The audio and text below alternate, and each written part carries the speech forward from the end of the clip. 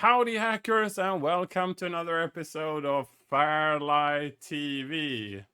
In the constant pursuit of trying to find new angles of stuff, I've now interviewed Chris from Stand Up Games. He's doing 3D prints based on popular titles, Rags to the Riches, Project Firestarter, and also the FairLight intro.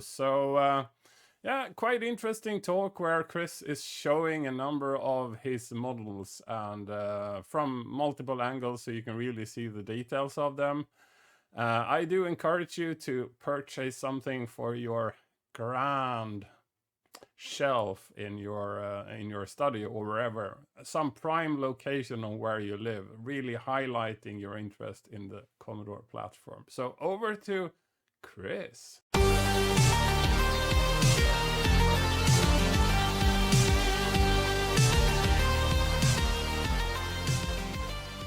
So, howdy hackers, and welcome to another episode of FairLight TV. We have been doing a lot of things, very digital stuff, but this time it's time for something really physical.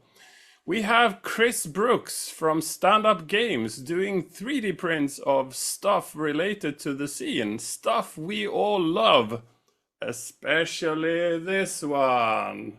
Yeah, and I use my green screen, which means that the gray part then it's bugging, as we've seen a number of times on the channel before. But and I should also say that this is not in any way sponsored by Chris. I actually got this from Chris, but we bought another one just for the sake of it. So welcome, Chris. Thank you. Thanks for having me. Super. So we are playing with Zoom now. So let's see if we can do screen sharing, because what we are going to do now is show a number of your 3D prints. But before that, do tell a bit about the background and how you got the idea and what kind of gear you're doing, because you are sort of printing pixels, and I haven't seen any 3D printer that could do that. So Yeah, it's been a long sort of process. It started off innocently enough with a single sprite. I did one for Rags to Riches, just for a friend. I sent him a picture of it, and he's like, "Oh my God, you've got to do the cop as well, or the bad guy, some of the other characters in the game."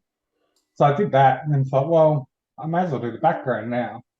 And then put together a system to slot them together, and then worked out a nice sizing for them and a general sort of template so I can interchange parts in between them all. So most of them you can swap sprites from one diorama to another. Yeah, so it just sort of started with one, and then I've shared some screenshots online once I did Arcade Plus and Usagi Yojimbo, and it just exploded. Everyone went crazy. The response has been overwhelmingly positive. Yeah, it's been really good. A real whirlwind the last few months. I mean, you're touching a soft spot. We all want physical stuff on our shelves. Now that everything is becoming digital, the physical stuff and especially the display items would be they are really appreciated. I'm still having. 100%. I bought the international karate one, and I'm trying to put that in a very kind of central spot in the living room, but. I'm having a constant battle with my wife because she sneaks it into the back and I'm sneaking it into the front. So Oh, hopefully that's a battle you can keep winning. yeah. I can be very persistent. So let's see who wins. Okay, well, Chris, feel free to share screens because we're not going to show that many kind of physical item. It's easier to show them on a picture basis. So you're sharing screen with like an album you have on them. Yeah, I'll share that now. Let me just make sure I'm on the right screen. Can you see it now? Yeah, yeah, absolutely. Yeah, so this is the first one. So they're in order. So this is Rags to Riches, one of the older Can we Commodore take one games. at a time? So could you click on one picture or something like that? Yes, that's better. Yeah, so this is Rags to Riches, the first one that I did. You can see there's a little slot along the front there. So that's where the characters will slide in. Yeah. And so you can reposition them and move them, as you wish. Yeah. And this one I printed out some little accessories as well. Down the bottom, you can see a couple of little bottles and little coins and cash as well. So you can just sprinkle them around the scene. I haven't played the game.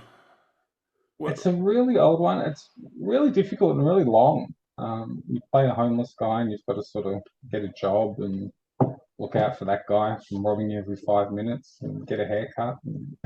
Okay, so it's basically working yourself from the gutter to like a normal place, or what is the aim Yeah, of the yeah. game? It's a quirky little game and Petsky graphics, so it all looks really clean and nice. So and why that one? Just kind of random. Me and a friend were playing it a couple of months before, and I Yeah, thought, oh, I'll make him one. I just thought, because I 3D print stuff all the time with yeah. friends. I thought, oh, I'll just make him a little sprite, this little gift. Um, yeah, and the next one was like, oh, okay, I want to make something for me. So that's when I picked Arcade Plus, being the second one. But and this one is also rather incredible. I mean, the IK Plus there, is that drawn or is it printed? Everything's 3D printed. So I've got Bamboo Lab print 3D printers, and I can print up to 16 colors at once on one printer. I've got 4 of them. So usually, like a job like this, I'll split it up across 3 printers, 2 or 3 printers. So I can get it all done in a few hours. Wow. Yeah, so the new printers nowadays, yeah, they're a bit more expensive, but you can do stuff like this, stuff in full color. So there's no post-processing at all. I take it off the printer, pack it, and send it. It's done. No painting, no nothing. No gluing. Everything just slots together. So they're all pretty easy to put together. They're quite tight. The fit, I've made the tolerance as small as possible, Yeah. just to make sure over the years, playing with it, the pieces don't get loose. I mean, it will be wear and tear eventually, and it becomes smaller and smaller. But Yeah, I yeah, mean, the plastic will shave itself over time, but you can always put a little bit of paper in there or something as a spacer. mm, It mm. eventually does it. The next one's Gianna Sisters, another fan favorite. This one. Yeah, I would imagine. I mean, it's not the game that sold the most, but it's for sure played the most compared to the number of copies sold, I would say. Absolutely. And each of the dioramas are just usually introducing a new idea or a new technique to do Yeah, something. So this one was to have objects float in front of the background. right. So they'll attach to the background with little pegs. So the bottom character's in the slot, and then Maria there, you can see she's pegged to the background. Yeah, it becomes really three-dimensional because you would have Yeah, them floating a few, well, like a centimeters from the base. and that's the challenge as well, is just translating a completely 2D picture Mm, into a semi 3D, mm. type of scene. So a lot of games just are really difficult or near impossible to translate. Things with an overhead view are quite difficult. If you've got things like a game like Commando, for Yeah, okay, example, like the you've got isometric all these tiny or little bullets, yeah, but there's no way to make them float, and to suspend them, because they're so small. right. So a Yeah. lot of genres of games are really, really tricky. If I could print on acetate, have things float, the transparency maybe. So this one, probably just an evolution of the same techniques on this one. I did a Okay, bit here of you a, have two slots, so you can have them yeah, so there's 2 behind slots, so and you've got behind and in front 2 of them. different planes. This one, I took a little bit of artistic license with the logo and created my own sort of The wood wood grain pattern is absolutely amazing. wood grain sign. I just grabbed a pattern off Google and just converted it to a vector, made a 3D object, and then cut it into the sign. It's just a couple of rectangles going together. This has been one of the most popular ones by far. Mm. So yeah, and one of my favourites. This one was done overnight. A Friday night, stayed up all night doing it. Couldn't stop. When I saw this the first time, I wasn't aware there was actually kind of a cartoon. So I mean, this is based on a real cartoon. So Yeah, it's popular. My housemate's got a few of the comics here. mm, This next one, this is the remaster with Toki, which is getting done at the moment. Developer contacted me and asked if I'd like to collaborate on a diorama for the game, and absolutely. That's something I really want to get into because at the moment I'm taking existing IPs, and then obviously not mine, and yeah. creating these things from them. The old games aren't an issue, but the newer stuff, I tend to avoid it. But I would like to get into the homebrew stuff and new commercial releases. I've done one so far. Can't really share many details yet. The Kickstarter in a couple of months. You mean if a game producer would like to have something extra for their Kickstarter level 5 or whatever, if you Yeah, are an or additional something. perk if it sells well enough? Absolutely, yes. That's what that one was for. That I was for guess an NES. the word is hence out. So Yeah. Toki is a classic game from a cracker perspective because I mean on the C64 it's originally published on cartridge only, and getting it to work on a disc, yeah, you needed to throw out the music and a few of the animations and stuff. So people did all sorts of weird stuff to make it work off a disc, but it's I didn't know. inferior to the cartridge version. Hmm. Looks good though, the remaster. They're doing a nice job of it.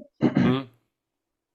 I've done a few sprites so far, and every couple of months you'll send me something. Next we've got Turrican. This Uh, one was a slight evolution of trying to have a larger foreground element, and with the character sort of joint onto that, and and now with the you have floating many element. slots. You have 4 slots, Well, if I count them correct. yeah, this one's got a few more, just to allow for just those couple of different planes to have things sit. Um, Most of them I try to add in additional sprites and additional characters and things as well. So quite often you'll get more than just what's on the initial scene. You'll have extra sprites that you can swap in and out, So extra background when you do elements. them, is the idea that people will sort of mount them differently, or do you have something in mind which you aim for them to do? I have my scene that I've created and that I use on the advertisements. Yeah, But the idea is that you can create your own yeah. and play with it and and reconfigure it and walk past it the next day and just swap something over. Mm. You know, I wanted it to be as interactive as possible. Like this one with Turrican, he's got a little bullet attachment for the gun, uh, which you can clip onto the end of the gun. Or there's a separate bullet that you can have as well. So you can create, a few different scenes. Quite often I'll include just a mirrored version of a lot of the sprites as well, just facing the opposite direction. That was a little promo video for RK Plus, just background music and a few of the screens. And these are also included with each of the dioramas. Each of the ones that have additional sprites, I'll include 5 of these little display stands. So then your extra characters can prop up display. Yeah, everyone should have one of those international karate guys. Absolutely. Here's some more of the Toki remaster. Oh, no, it's great. Poster I did as Zor. This is a funny one. This was a real challenge coming up with interactive 3D representation of the text adventure. Yeah, it's It works. Can't say I've sold many. What it is, they've got a little slot in the screen there, and then a little dispenser, which includes about you a have a dozen little command line there. pre-configured responses with different things. And and so you can And you pull have a one out of slot the of a number of them. How many are there in that little container? 12, I think it was. So there's different ones. I haven't shown what they are, so then it's a surprise. Ah, Some okay, of okay. them, some of them, will be directly things from the game. Other ones, just me being silly. And Coasters, what are these? Beer coasters or? beer coasters, yeah, or whatever you like. Quite often I'll include on bigger orders. I'll usually include a couple of freebies. Yeah. Something like a coaster or one of the sprites from a different game and a couple of stands or something like that. And I also do the B team in Arcade Plus when you hit pause. Got the yellow and green guys as well, so I thought I'd include those in the mix. Mhm. And of course, when you're 3D printing, I can just select any color Yeah. for any of these. So you can make little variations like these guys. I do try to keep everything, as accurate as I can. Some of the early dioramas, I was playing around with the scales, changing the scale of the background and the sprites to make them better fit and things like that. But after a little while, I tend to just leave it. Now I just keep the scale as is, so everything looks nice and accurate. Oh This is yes. See-through. one of the features I've added to a couple of them. This was while I was, thinking about making the light boxes and Yeah. a transition along the way, just to cut away some of the back and just keep a thin layer of the white so it'll illuminate the light behind it. Yeah, I don't have a dedicated lamp behind it yet, but Yeah. I'm planning to get that. Even if you put it near a window, a little bit of sunlight. Yeah. This was a fun one to make, the FairLight. Obviously, I'm a 64 fan from way back, so I've seen you guys on a lot of my games over the years, and this music. Yeah. Druid 2 by Dave Hanlon. Classic, absolute classic. Oh, that could be my package. I think it was. Because that is exactly what I have. So Dan, This there, one, I know the game, but also not one of the games I really played. this one I did for a mate, for Cheeky Commodore Gamer. This was a special one-off that I did. And And here you're using a slot like in the front, so there is no real base. Everything is pegged from the front rather than like sitting.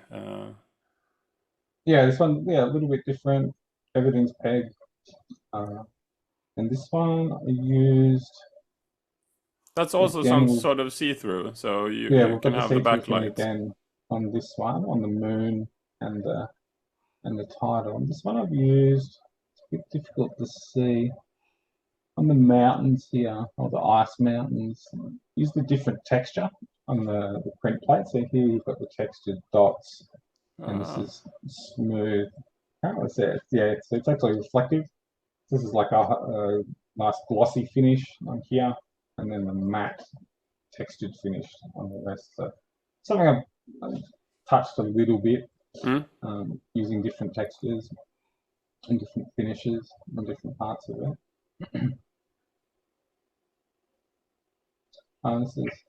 This is one of my favorites. Bad Dudes Dragon Ninja. So in this one, I put little magnets inside the print, inside the truck, and another How do small you do one. that? Do you pause the printing and Exactly. place it?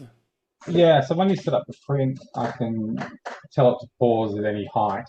Yeah. And then, so you pause it, put the magnet in. Sometimes I glue them in, because they'll magnetize to the print head. Yeah. So I usually glue them in, then continue printing. It'll just print over the top.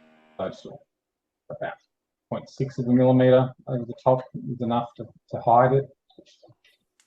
Wow. It'll still be magnetic. And this is one of the ones where I first did a really large number of sprites and additional characters. Um, yeah. For some games, I'll get lucky and there's a sprite sheet online, so Yeah. I can grab that and chop it up and use it for everything here. Otherwise, I'm doing it manually. I'll fire up the game on Vice and then take screenshots for the different scenes that I want. And this one is Automate it. Dragon Ninja, is it? Or Yeah, Bad Dudes versus Dragon Ninja? yeah. Here's Lester. This is I think 2019, 2020 release, the last couple of years. Cute little platform game, really nice Lester. color graphics. Yeah, it's Knife Grinder is the developer. And they just did the physical release a few months ago, so I got a cartridge. But I make a little poster to go with it.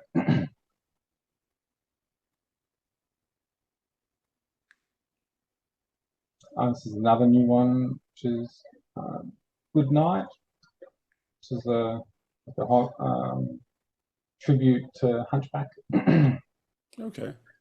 This was another more simplified one.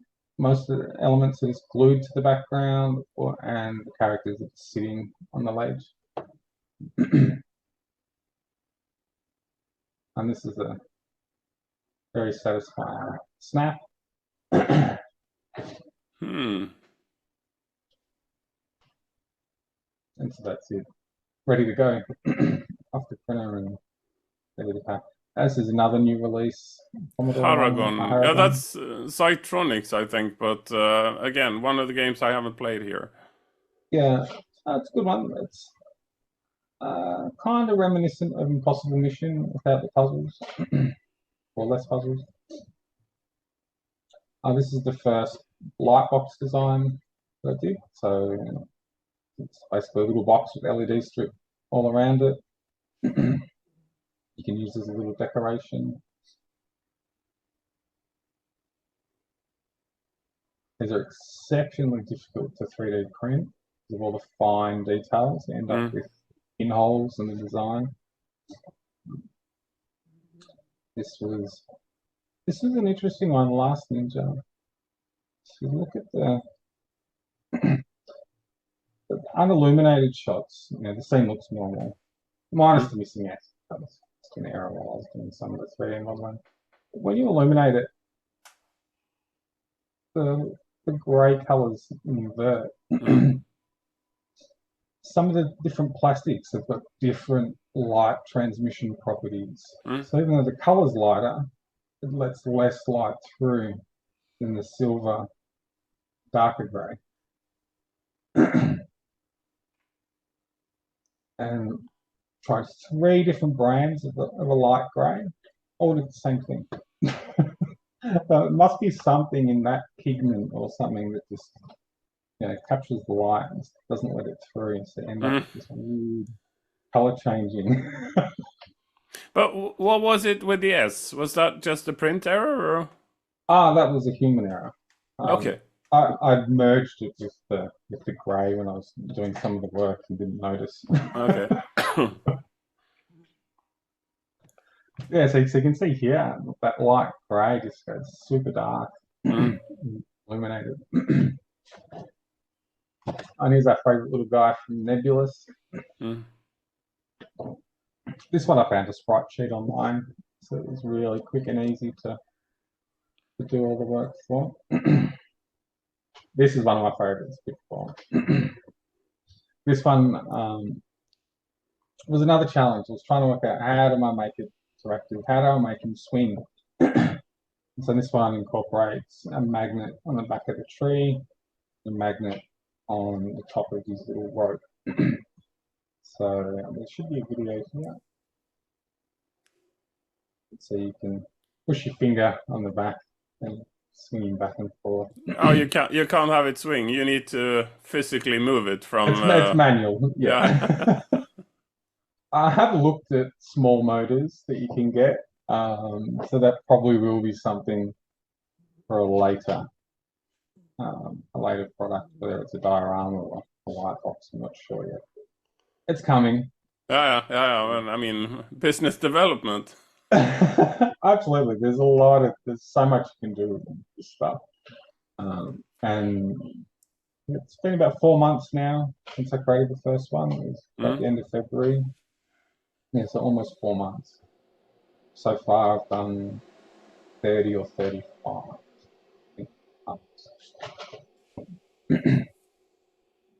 Yeah, there's the.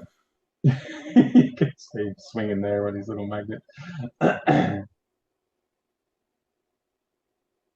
This is Year Kung another one. Fu. I This hear one Martin has Galway music in the background when I'm watching that. great game.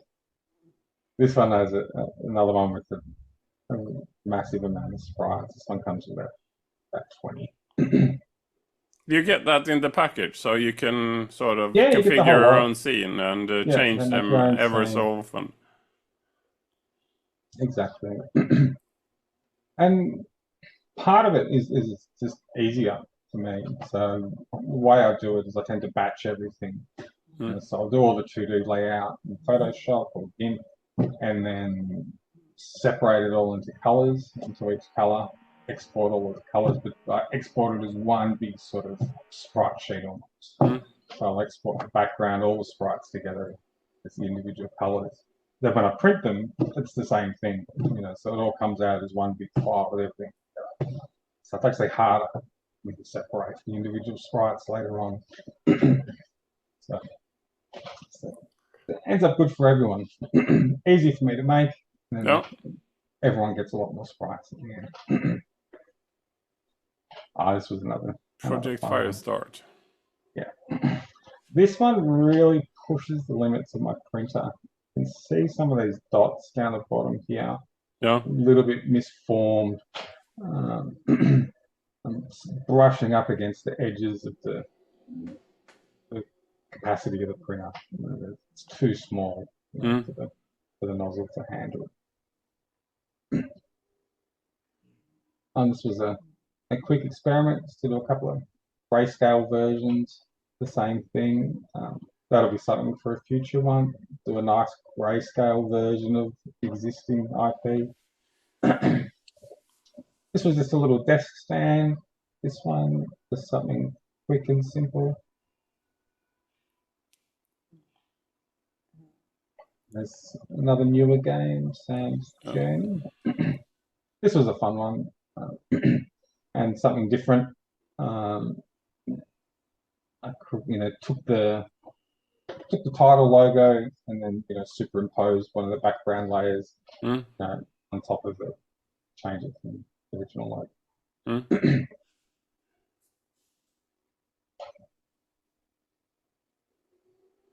And again, this one comes with a few different variations of the sprites.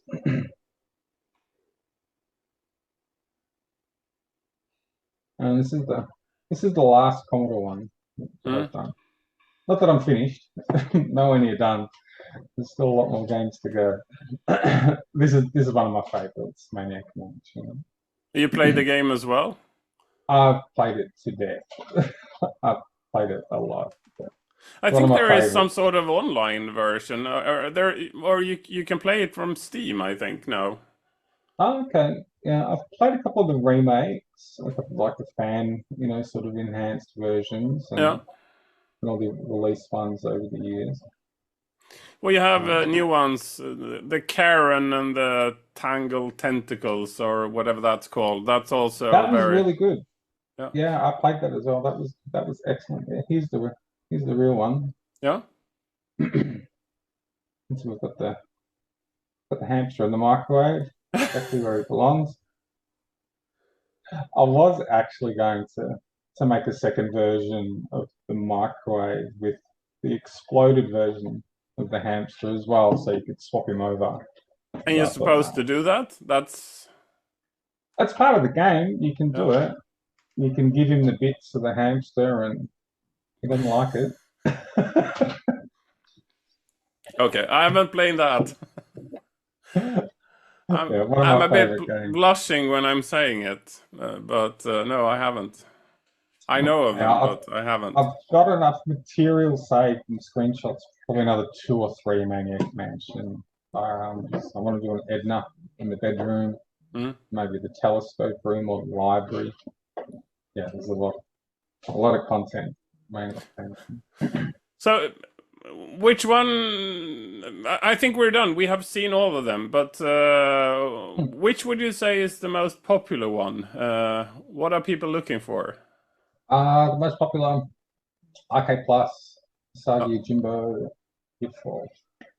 And these are games available on multiple platforms, I guess. International Karate especially, I guess. So RK Plus, Sagi, Pitfall, definitely, and then the FairLight would be the most popular. and I mean, your Nintendo stuff. If you compare that, are they selling better than the C64 ones, or? I've only done one Nintendo one, and that Okay. was for the Kickstarter campaign. So I don't know. I'm going to avoid Nintendo IP. Okay, great. Oops, no, I didn't say that. I have done a bunch of MSX ones. Okay. I recently got myself an MSX computer, Yeah. but the Commodore guys probably don't know too much about. Okay, Chris, thank you so much. This has been awesome, and I think all the initiatives that sort of brings the community an additional angle of yeah, that we can kind of dive into as part of our interest in the C64 and Amiga community. So I love this, and I love my little FairLight intro, and I will treasure it, and it's on one of the master stands in my study. So thank you so much for that, and good luck selling more of them.